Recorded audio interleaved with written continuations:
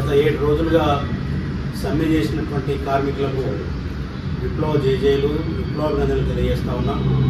ప్రభుత్వం ఎన్ని కుట్రలు చేసినా, అధికారులు ఎన్ని కుట్రలు చేసినా, ఎంత నిర్బంధం పెట్టినా వాటన్నిటినీ ఎదుర్కోవడంతో పాటు తోటి వల్ల ప్రభుత్వానికి వత్తాసు పలికేటటువంటి, ప్రభుత్వానికి జోకేటటువంటి కార్మిక సంఘాలు ఇవాళ సమ్మెలో ఉన్నటువంటి కార్మిక సంఘాలను వాళ్ళను దోషులుగా నిలబెట్టాలనేటటువంటి ప్రయత్నం, అంటే ఒక దుష్ప్రచారం ఈ కార్మిక సంఘాల మీద చేసినా ఆ వేడి కూడా పట్టించుకోకుండా కార్మికుల సంక్షేమం కోసం పనిచేసేటటువంటి సంఘాలు, ఎర్రజెండా సంఘాలు అనేటివి ఇవాళ కార్మికులు గుర్తించి ఇవాళ మేము ఇచ్చినటువంటి పిలుపుని అందుకొని రాష్ట్ర వ్యాప్తంగా సమ్మెను సక్సెస్ చేసి ప్రభుత్వం దిగొచ్చేటట్టు చేసినటువంటి కార్మికులకు ఏఐటీయూసీ తరఫున మేము ధన్యవాదాలు తెలియజేస్తా ఉన్నాం.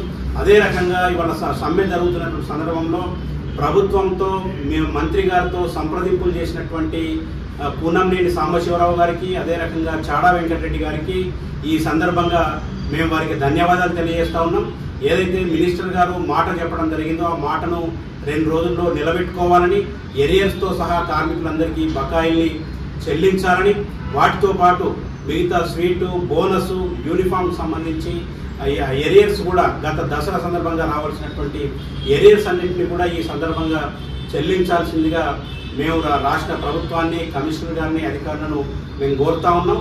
కార్మికులందరూ కూడా విధుల్లోకి పోవాల్సిందిగా, ఒకవేళ ప్రభుత్వం దిగరాకపోతే మళ్ళీ మన కార్యక్రమం ఉంటుంది కాబట్టి అవసరమైతే దానికి కూడా సిద్ధంగా ఉండాలని, ఐక్యత ద్వారా, పోరాటం ద్వారా మాత్రమే మన సమస్యలు పరిష్కారం అవుతాయనేది ఈ సందర్భంగా మనకు అర్థం కావడం జరిగింది. కాబట్టి ఎప్పుడైనా పోరాటం ద్వారానే మన సమస్యలు పరిష్కారం అవుతాయి. కాబట్టి ఆ భవిష్యత్ పోరాటాలకు కూడా మీరు సిద్ధం కావాలని చెప్పేసి తెలియజేస్తూ ప్రభుత్వం తమ మాట నిలబెట్టుకోవాలని చెప్పేసి కోరుతూ ధన్యవాదాలు.